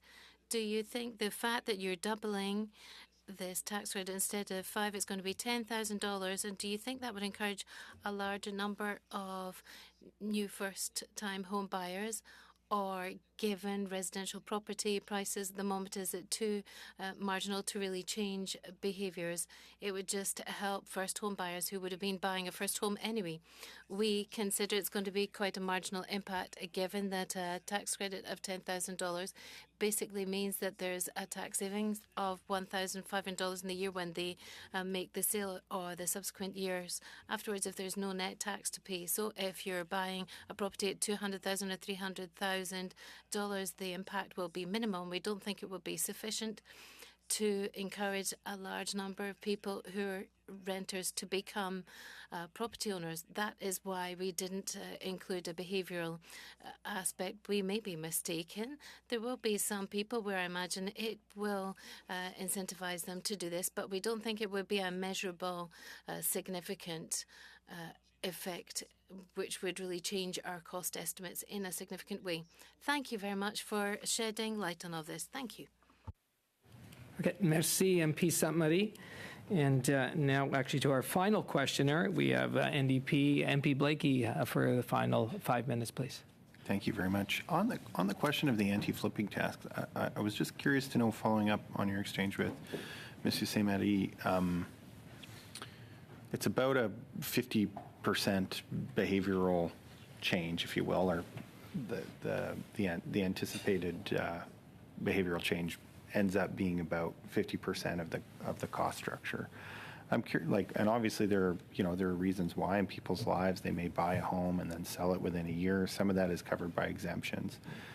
The kind of remaining 50%, is that largely, in your estimation, house sale activity that will arise but be covered by those exemptions, or is there a significant portion of that where you believe people will make enough money that it's worth continuing to flip houses even though the income will be taxed as business income? And do you have a sense of the breakdown between what would be those sales that would be covered under the exemptions and those sales that would simply proceed with the proceeds of the sale being categorized as business income? So the behavioral impact that we've included is after we've taken out all those who will be covered by the exemptions.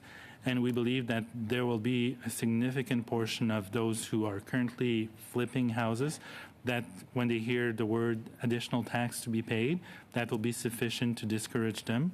Others will think that there's still good enough money to be made that it's worth proceeding and engaging in these transactions. Okay. So that's where the revenue that you're projecting comes from, is from those very sales. The exemptions don't live in that table, so to speak.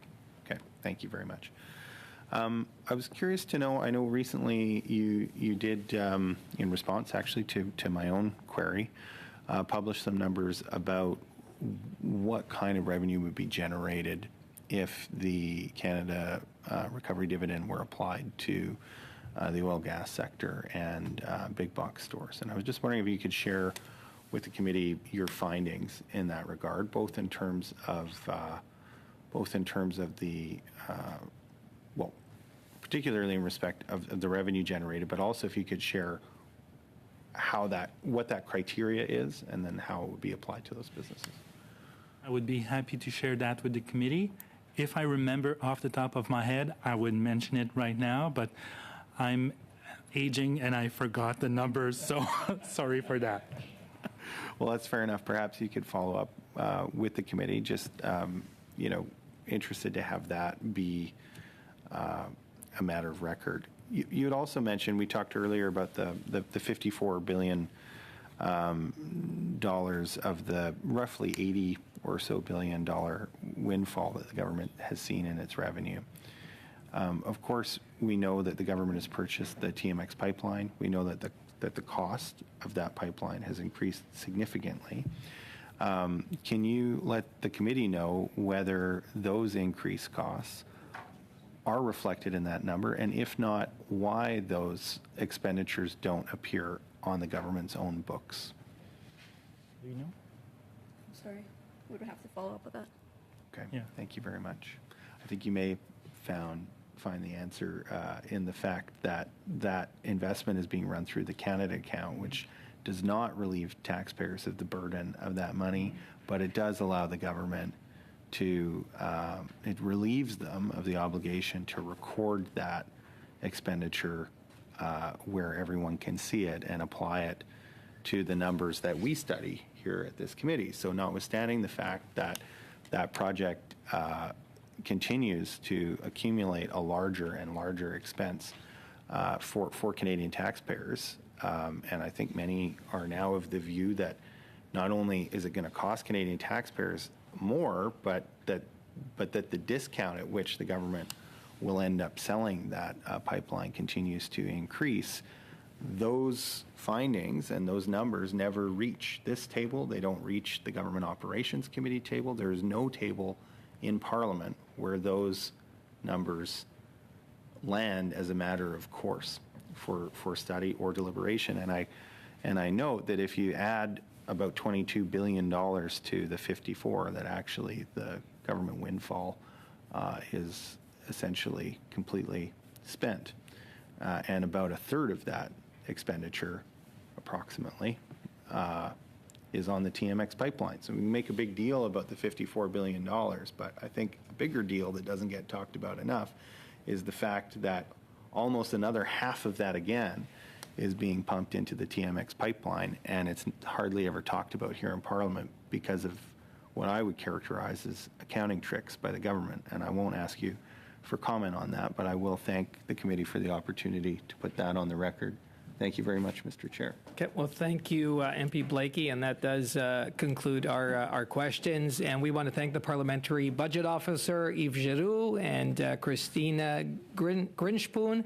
Okay, thank you, and for your testimony, for the many questions that you answered here for our study. And members, just as I've got your attention, so the clerk has published a notice of meeting for Wednesday, where we'll be going over clause-by-clause consideration.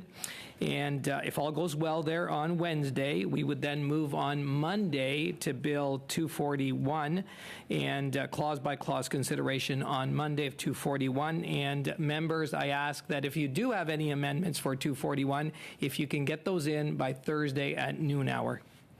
Okay, I think everybody's good with that. Thank you, members. And shall we adjourn?